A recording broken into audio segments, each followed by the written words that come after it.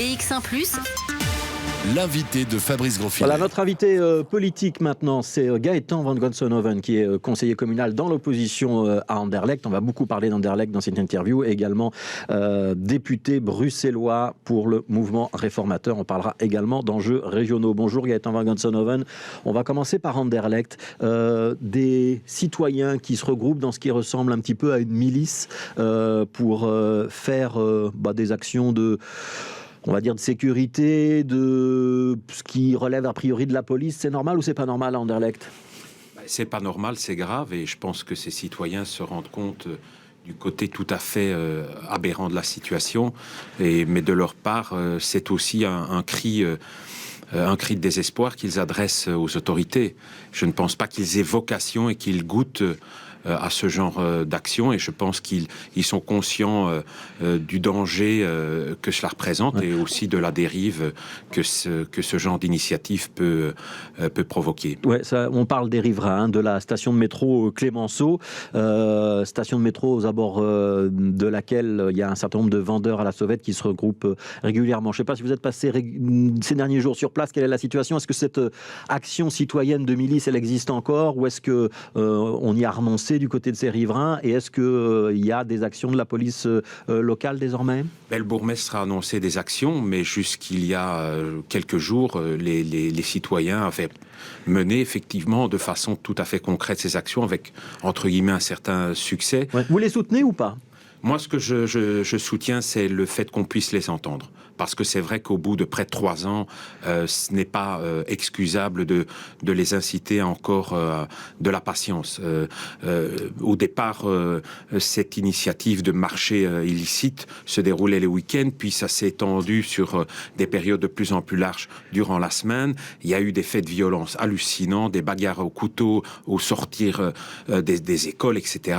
C'est vrai que on ne peut plus parler de véritables, comment pourrais-je dire, d'une zone contrôlée par l'autorité. C'est devenu une zone de non-droit, et donc je comprends leur exaspération, mais j'insiste que, évidemment, cette solution trouvée ne peut pas être une solution. Théoriquement, on ne se fait pas justice soi-même, et c'est la police qui devrait faire le travail. Vous avez le sentiment qu'on ne le fait pas. Pourquoi ? On manque de policiers dans la zone Midi, Anderlecht ? Mais depuis des années, la zone Midi souffre d'un désinvestissement.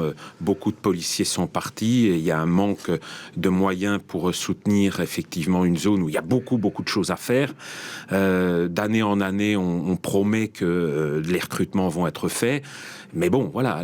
Ça coince où ? Ça coince à la zone ? Ça coince au-dessus dans les dotations ? À la zone, évidemment, parce que voilà, on voit que ce n'est pas une priorité de financer la zone Midi, singulièrement au départ d'Anderlecht. Ça coince évidemment aussi sur d'autres mécanismes de recrutement, bien entendu. Mais il y a, je pense, un manque de volonté. On a renouvelé le chef de zone avec une volonté d'aller de l'avant. Et aujourd'hui, les recrutements coincent partout.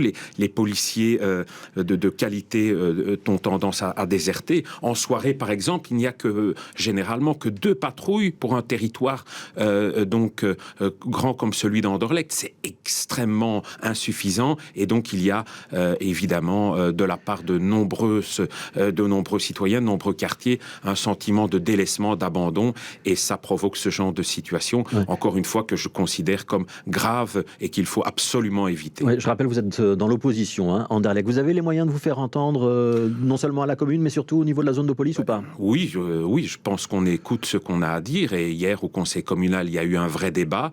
Je pense que le bourgmestre a compris la gravité de la situation, mais encore une fois, il faut faire en sorte que les réponses qui auront lieu de façon ponctuelle s'inscrivent dans la durabilité. En plus, est-ce qu'il faut appeler la police fédérale en renfort dans la zone Midi, par exemple ?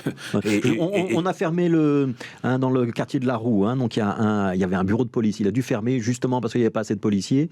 C'est aussi quelque chose qui vous inquiète ? Évidemment, ce bureau, quand j'étais bourgmestre, je l'ai fait rénover à la demande des policiers pour qu'on puisse assurer une présence dans un quartier où la situation est moins grave qu'à Clémenceau, mais où il y a néanmoins toute une série de problèmes bien réels.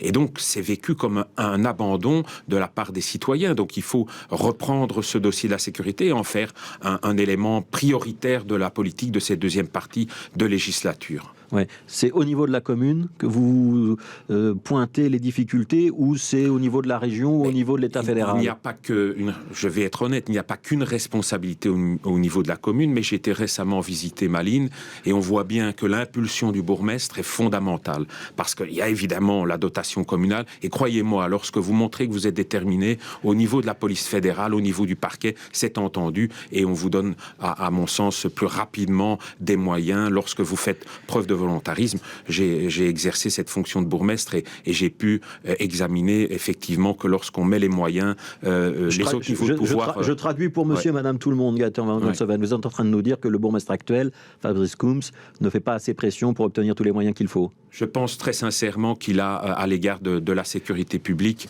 peut-être pas la sensibilité qu'il faudrait. Il devrait prendre conscience que ce n'est pas seulement aimer ou ne pas aimer la police, c'est véritablement un outil fondamental pour faire mieux fonctionner les autres politiques dans sa commune. Alors, on va changer de casquette, si vous voulez bien. Je ne m'adresse plus au conseiller communal de l'opposition, je m'adresse aux députés bruxellois de l'opposition au Parlement régional. On va voter d'ici la fin de la législature un texte qui interdira l'abattage sans étourdissement à Bruxelles ou pas?